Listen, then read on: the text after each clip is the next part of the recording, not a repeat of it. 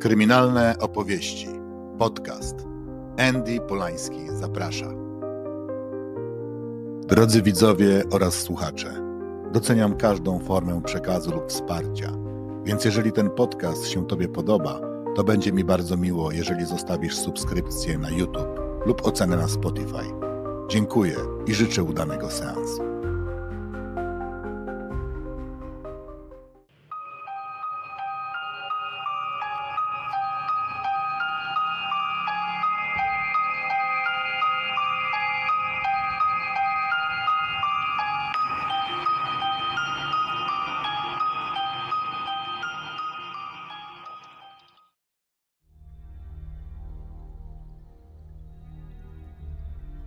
W małych miasteczkach życie toczy się według stałego rytmu. Ludzie czują się tam bezpiecznie, znają swoje sąsiedztwo, wiedzą, kto mieszka za ścianą, kto przychodzi do lokalnego sklepu po poranną gazetę, kto wraca do domu o tej samej porze. W takich miejscach, gdzie każdy zna każdego, nic złego nie powinno się wydarzyć. Ale to tylko pozory. Czasem zło czai się tam, gdzie nikt się tego nie spodziewa. Czasem mrok przenika nawet najbardziej sielskie zakątki. I czasem wystarczy jeden wieczór, jedna chwila, by wszystko wkoło radykalnie się zmieniło. Przenieśmy się do południowej Szwecji, do niewielkiego miasteczka Chur. To miejsce, które dla większości pozostaje anonimowym punktem na mapie, ale dla mieszkańców było i nadal jest synonimem spokoju. To jedno z tych szwedzkich miasteczek, które wydaje się niemal oderwane od rzeczywistości. Ciche uliczki, schludne domy o czerwonych dachach, a wokół nich rozległe lasy i jeziora, które odbijają niebo jak lustra. Wiosną 1989 roku Chur budziło się właśnie do życia po długiej, surowej zimie. Dni stawały się coraz dłuższe, powietrze pachniało wilgotną ziemią, a mieszkańcy korzystali z pierwszych cieplejszych wieczorów. Ludzie wychodzili na spacery, dzieci bawiły się na podwórkach, a rytm codzienności zdawał się być niezachwiany. Aż do dnia, w którym zniknęła 10-letnia mała dziewczynka. Początkowo nikt nie wpadał w panikę.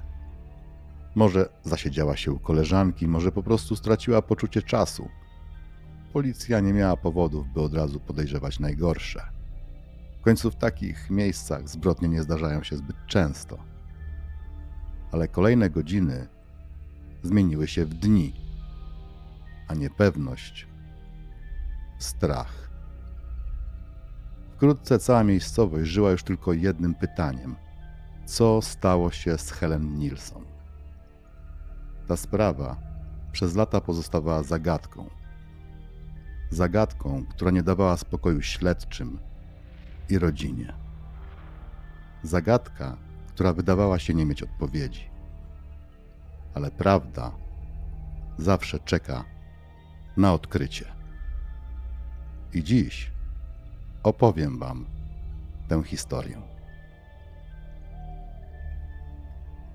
Wiosna 1989 roku w południowej Szwecji przyszła nieśmiało.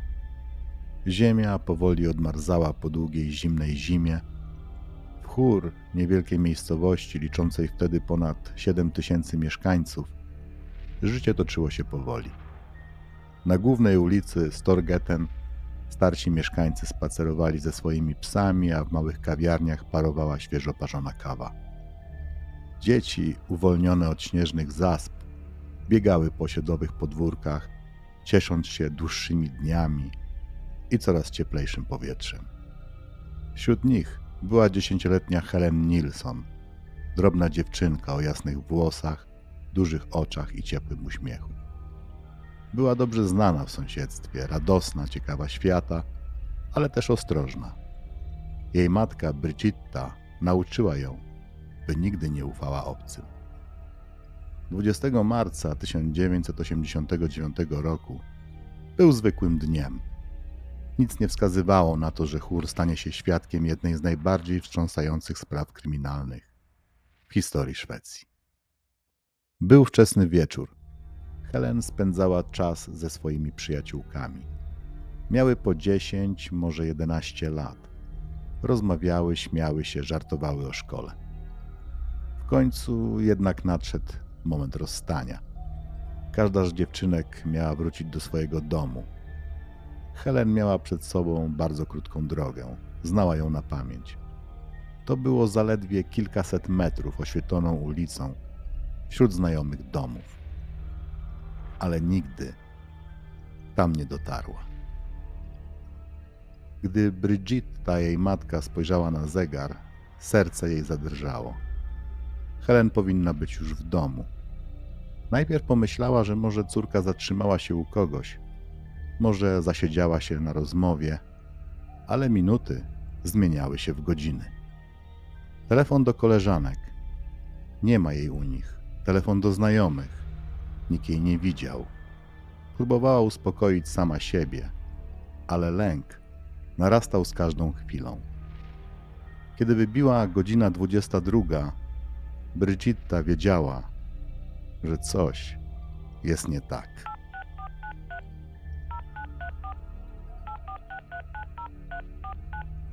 Policja w Hur. Czym mogę pomóc? Odezwał się głos po drugiej stronie. To ja.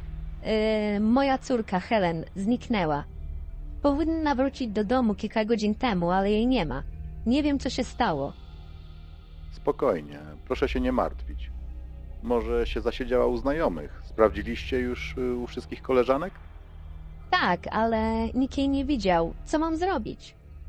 Proszę jeszcze poczekać. Czasem dzieci tracą poczucie czasu. Jeśli rano się nie pojawi, złożymy oficjalne zgłoszenie. Brigitta poczuła uścisk w żołądku. Miała poczekać do rana? Jak miała zasnąć, gdy jej córka była gdzieś tam, może przerażona, może nie mogła o tym myśleć. Nie spała całą noc. Wraz z sąsiadami i rodziną przeszukiwała ulice. Zaglądała w każdy zaułek, wypytywała każdego, kogo spotkała, ale po Helen nie było ani śladu. 6 dni. Tyle trwała nadzieja, że Helen Nilsson odnajdzie się cała i zdrowa. Ale 26 marca 1989 roku ta nadzieja nagle zgasła. Był wczesny poranek, kiedy Goran, miejscowy rolnik, wyszedł na pole po nocnej ulewie. Mgła unosiła się nad lasem, a chłód przenikał przez ubranie. Przechadzał się z krajem ścieżki, kiedy jego wzrok padł na coś, czego wcześniej tam nie było. Plastikowy worek. Brudny, częściowo przysypany liśćmi. W pierwszej chwili pomyślał, że ktoś wyrzucił śmieci. Podszedł bliżej, pociągnął za krawędź folii i wtedy uderzył go odór rozkładu. Cofnął się gwałtownie, ale ciekawość wygrała ze strachem. Zadrżał, po czym ostrożnie rozchylił worek i zamarł. Z jego gardła wydobył się zduszony krzyk. To, co zobaczył, nie było workiem ze śmieciami. W środku leżało ciało dziecka. Było to ciało Helen Nilsson.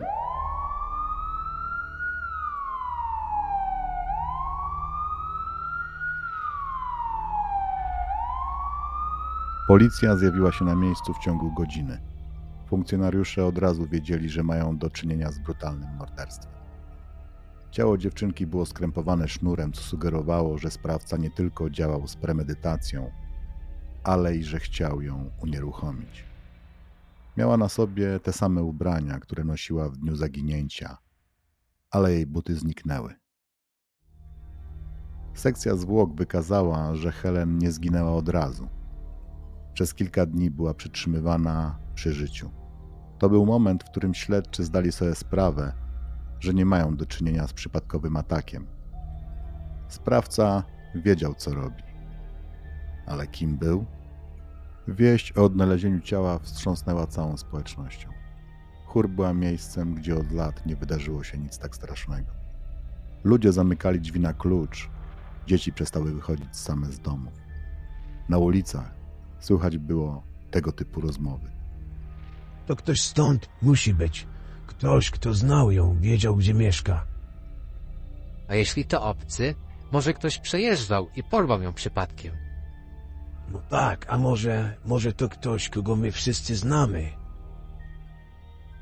Policja zaczęła przesłuchania. Rozmawiali z sąsiadami, rodziną, nauczycielami. Każdy, kto widział Helen w dniu zaginięcia, musiał opowiedzieć, co pamięta. Ale każda wersja prowadziła donikąd. Brakowało śladów i brakowało świadków. Detektyw z pobliskiego posterunku powiedział: ktokolwiek to zrobił, znał teren. Nie porwałby jej, gdyby nie był pewny, że może to zrobić bez świadków.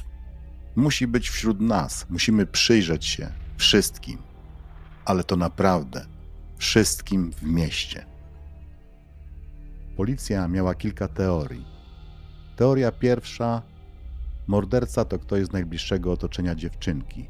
Może sąsiad, może ktoś, kto regularnie odwiedzał jej rodzinę. Przesłuchano najbliższych, ale nikt nie wzbudzał podejrzeń. Druga teoria: przypadkowy drapieżnik, ktoś, kto przejeżdżał przez miasteczko i zobaczył samotne dziecko. Porwał, wywiózł, a potem pozbył się ciała. Ale nikt w okolicy nie zgłosił podejrzanych samochodów. Teoria trzecia: morderca już kiedyś popełnił podobne przestępstwo. Może nie był to jego pierwszy raz. Może w archiwach kryminalnych znajdą podobne sprawy. Ale kiedy zaczęli szukać, okazało się, że nic tam nie było. Śledztwo utknęło. Nie było motywu, nie było tropu, nie było podejrzanego. A co z mordercą? Być może właśnie teraz siedział w swoim domu. Może słuchał wiadomości o tym, co znaleźli śledczy. Może pił poranną kawę, czując, że zbrodnia, którą popełnił, nigdy nie zostanie odkryta. A może czekał.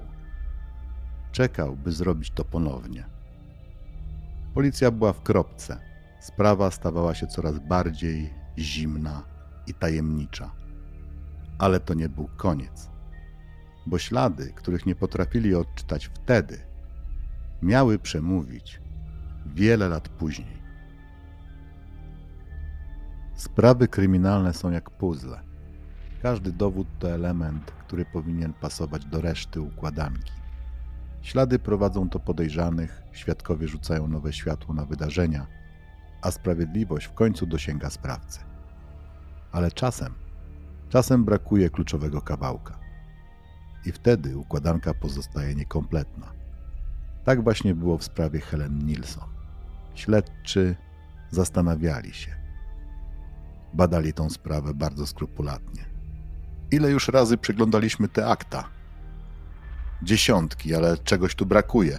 Coś przeoczyliśmy. A może po prostu nie ma niczego więcej? Policja robiła wszystko, by znaleźć trop. Setki przesłuchań, dziesiątki godzin analiz, próby dopasowania śladów do potencjalnych podejrzanych. Ale sprawca był jak duch. Był ostrożny. Wiedział, co robi. Po odnalezieniu ciała Helen Nilsson, Chór już nigdy nie było takie samo. Miasteczko, w którym ludzie nie zamykali wcześniej drzwi i nie bali się obcych, stało się pełne niepokoju.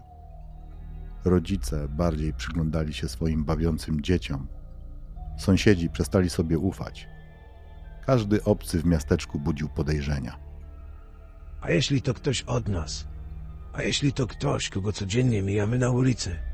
Policja szukała dalej. Przeszukiwała wszystkie zakątki, przesłuchiwała wszystkich. W pewnym momencie pojawił się trop. Ktoś przypomniał sobie o mężczyźnie widzianym w pobliżu miejsca, gdzie zniknęła dziewczynka. Ktoś inny powiedział o podejrzanym samochodzie zaparkowanym na obrzeżach miasta. Policja zaczęła sprawdzać tych, którzy mieli przeszłość kryminalną. Ale każdy trop kończył się nadal w martwym punkcie. Nie było jednoznacznego podejrzanego.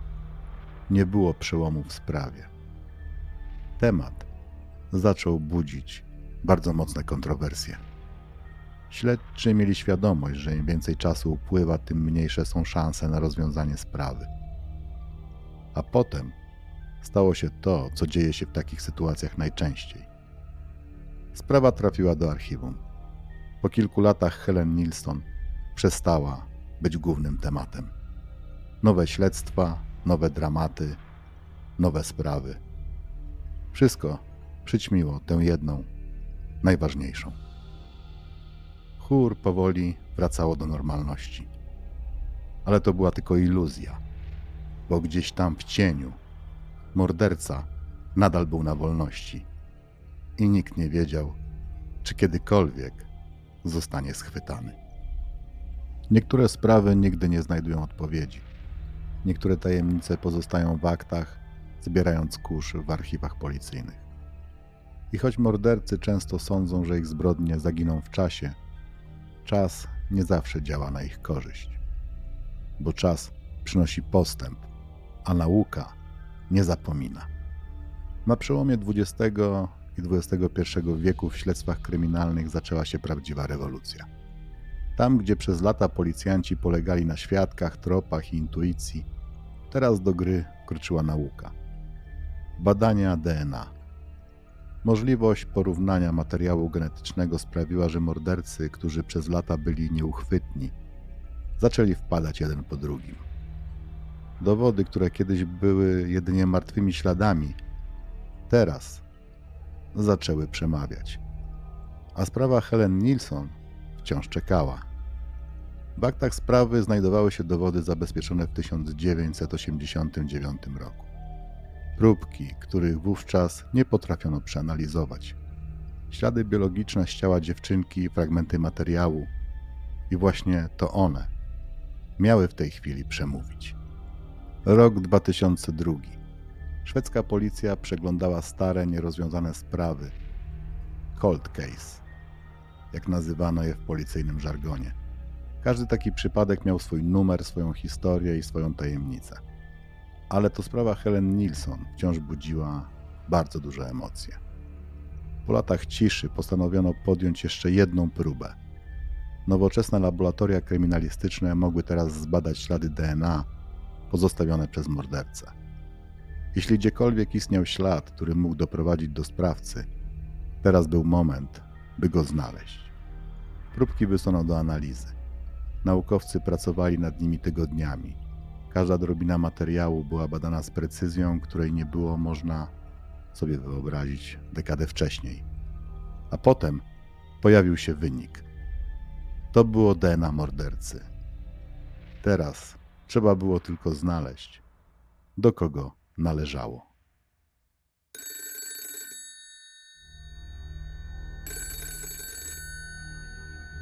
Słuchajcie, mamy go. Mamy dopasowanie. Do kogo? Do kogoś, kogo nikt by się nie spodziewał. Bo morderca Helen Nilsson nie był anonimowym drapieżnikiem, jak się okazało. Był kimś, kto przez lata żył w społeczeństwie jak zwykły człowiek. Kimś, kto przez ponad dekadę pozostawał poza podejrzeniami. Ulf Olsson. Ulf Olsson miał 52 lata. Przez większość swojego życia nie wyróżniał się z tłumu. Nie był klasycznym podejrzanym.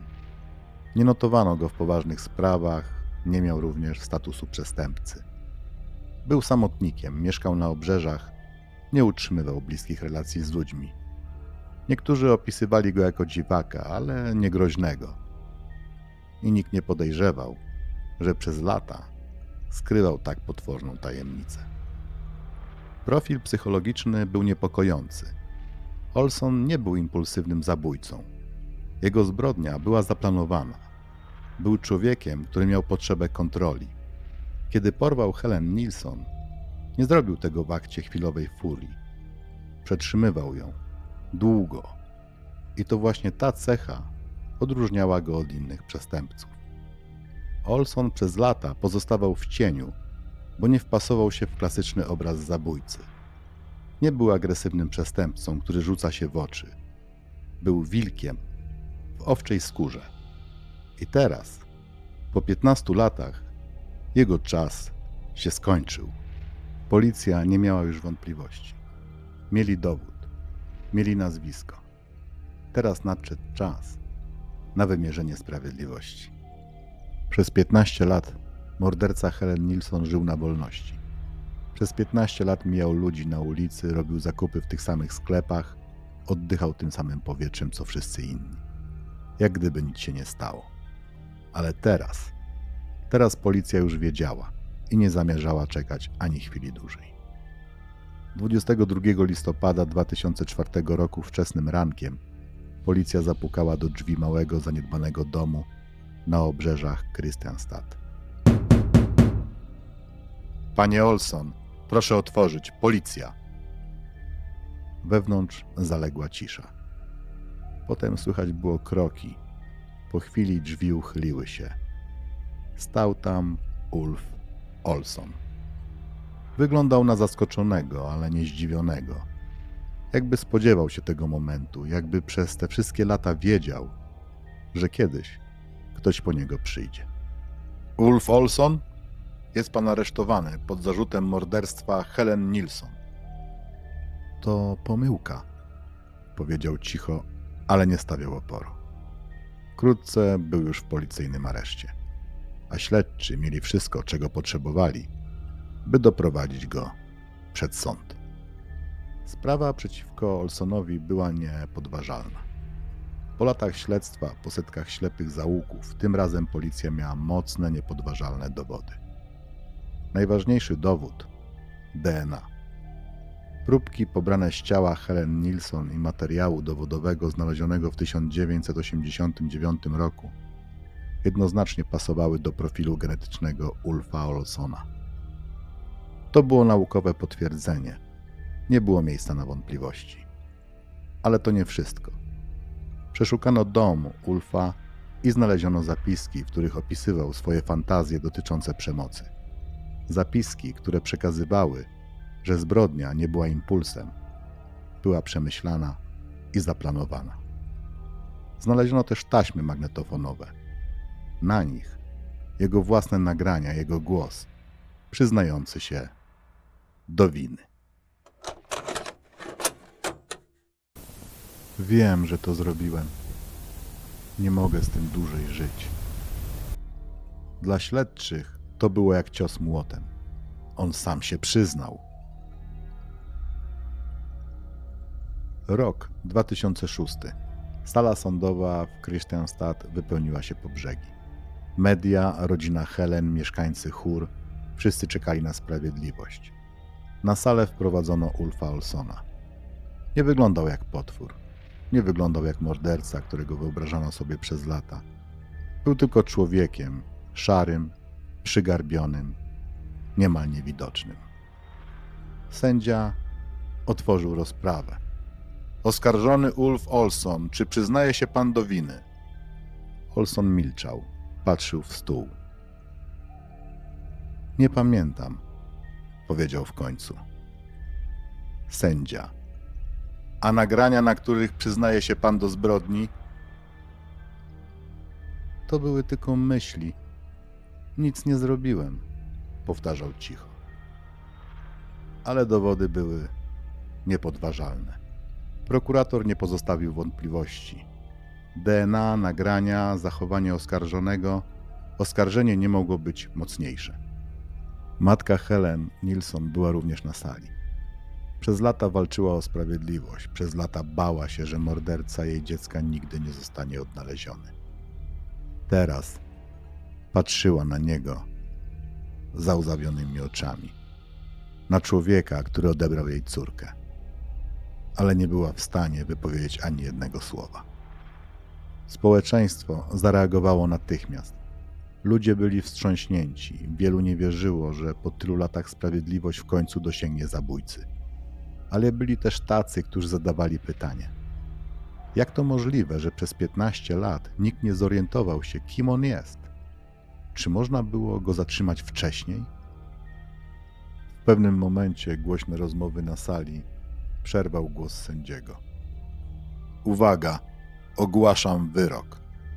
Sąd skazuje Ulfa Olsona na karę dożywotniego pozbawienia wolności. Wyrok był oczywisty. Ale czy przyniósł kojenie? Morderca został schwytany i skazany. Ale nic nie mogło zwrócić życia małej Helen Nilsson. Ulf Olson nigdy nie podał jednoznacznej odpowiedzi na pytanie, dlaczego zamordował Helen Nilsson. Podczas procesu i przesłuchań jego zachowanie było niekonsekwentne. Raz zaprzeczał swojej winie, innym razem częściowo się przyznawał, a kiedy indziej twierdził, że nie pamięta tego zdarzenia. Na jednym z zabezpieczonych przez policję nagrań magnetofonowych Olson mówił: „Wiem, że to zrobiłem. Nie mogę z tym żyć”. To mogło świadczyć o wyrzutach sumienia lub o próbie radzenia sobie z własnym umysłem. Ale podczas procesu wycofał się z tej narracji, twierdząc, że to była tylko fantazja, a on sam nigdy niczego złego nie zrobił. Psychiatrzy badający Olsona określili go jako osobę zaburzoną psychicznie, mającą silne tendencje do kontroli i dominacji. Wskazywali na możliwe zaburzenia osobowości i paranoję. Jednak dokładne motywy jego zbrodni nigdy nie zostały w pełni wyjaśnione. Olson nigdy nie powiedział, dlaczego to zrobił. Czy miał inne ofiary? Niektóre źródła sugerowały, że Olson mógł być odpowiedzialny za więcej niż jedno przestępstwo. Podejrzewano jego udział w innym brutalnym morderstwie. Janini Ekland, 26-letniej kobiety zamordowanej w podobnych okolicznościach w 1989 roku. Jak się później okazało, ostatecznie został skazany również i za te zbrodnie, ale ponownie nigdy nie wyjaśnił swojego motywu. Po skazaniu Olson został osadzony w zakładzie psychiatrycznym o zaostrzonym rygorze. W 2010 roku popełnił samobójstwo w swojej celi, odbierając sobie życie przez powieszenie. Nie zostawił żadnego listu, żadnego wyjaśnienia. Do końca pozostał zagadką. Czy to był impuls, czy choroba psychiczna popchnęła go do tej zbrodni? Czy działał z premedytacją? Tego, niestety, nigdy się już nie dowiemy. Historia Helen Nilsson dobiegła końca. Minęło 15 lat, zanim sprawiedliwość dopadła mordercę. 15 lat, podczas których matka dziewczynki budziła się każdego dnia z pytaniem, czy kiedykolwiek dowie się prawdy. Śledczy nie poddali się. Nauka pomogła tam, gdzie zawiodły ludzkie możliwości. Pytanie, czy to wystarczyło? Czy przyniosło to chwilę ukojenia? Po skazaniu Ulfa Olsona w Szwecji rozpoczęła się szeroka dyskusja na temat przechowywania i wykorzystywania próbek DNA. Najważniejsze zmiany, jakie wprowadzono, to przedłużono obowiązek przechowywania dowodów biologicznych nawet w sprawach, które przez lata pozostają nierozwiązane. Dzięki temu stare śledztwa mogą być ponownie analizowane, gdy technologia się rozwija. Wzmocniono system badania spraw z archiwum Cold Case. Policja zaczęła regularnie wracać do nierozwiązanych zbrodni, korzystając z nowoczesnych narzędzi, by dawać ofiarom i ich rodzinom drugą szansę na sprawiedliwość. Rozszerzono bazę DNA. Wprowadzono szersze testy porównawcze, co pozwoliło w kolejnych latach schwytać wielu przestępców, którzy wcześniej uchodzili za niewidzialnych. Sprawa Helen Nilsson stała się symbolem walki o sprawiedliwość, nawet po latach. Czy sprawiedliwość po latach ma sens? Złapano mordercę, sprawiedliwość została wymierzona. Ale prawda jest taka, że dla rodziny ofiary nigdy nie będzie to koniec. Matka Helen nigdy nie zobaczy swojej córki dorastającej. Nigdy nie usłyszy jej śmiechu. Nigdy nie przytuli jej w dniu jej 18 urodzin. Dla niej i dla wielu innych bliskich ofiar czas nie leczy ran. On tylko uczy żyć z bólem. Ale ta historia jest też dowodem na to, że sprawiedliwość nie zna terminu ważności. Że nie ma czegoś takiego jak za późno. Że nawet jeśli morderca czuje się bezkarny, technologia i determinacja mogą go dosięgnąć chociażby po dekadach. I że każda ofiara zasługuje na to, by ktoś o nią walczył i się upomniał. To była trudna, poruszająca historia. Dziękuję, że byliście ze mną podczas tej podróży. od dnia zaginięcia Helen Nilsson przez lata ciszy aż po dzień, gdy sprawiedliwość w końcu dopadła jej mordercę. Jeśli ta sprawa Was poruszyła, jeśli chcecie więcej takich historii, subskrybujcie ten podcast. Podzielcie się swoimi przemyśleniami, co sądzicie o tej sprawie. Czy sprawiedliwość po latach naprawdę daje ukojenie? A jeśli znacie inne historie, które Was fascynują, piszcie do mnie. Być może w kolejnym odcinku zajmiemy się właśnie nimi. Dziękuję, że byliście tutaj. Do usłyszenia w następnym odcinku.